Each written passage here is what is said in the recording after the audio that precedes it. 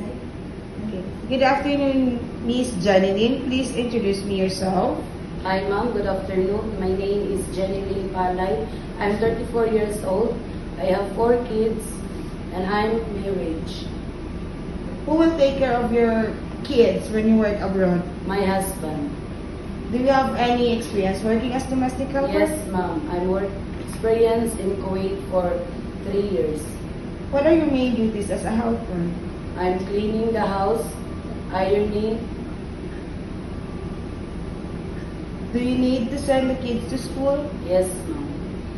Are you prepared to send the children to school if you need to? Yes ma'am. Are you willing to eat Chinese food when you are here? Yes ma'am. What would you do if you feel homesick? I will do myself busy, and if my employer gives me a chance to use my phone to call my family. If your day off is not on Sunday, are you willing to take the job? Yes ma'am. Are you afraid of dogs or cats or any other pets? No ma'am. Are you willing to also take care of pets like walking the dog daily? Yes ma'am. Are you willing to put down your phone and promise not to use it for personal reasons during your working hours? Yes ma'am. What would you do if your employer gets angry at you when you make a mistake? I will say apologize to him or her Why do you want to work in Hong Kong? because of the high salary and for the future of my kids.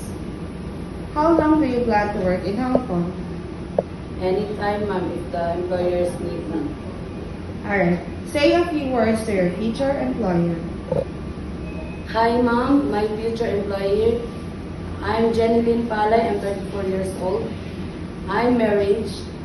If you choose me, I will do my best to do hardworking and honest. Thank you ma'am and God bless.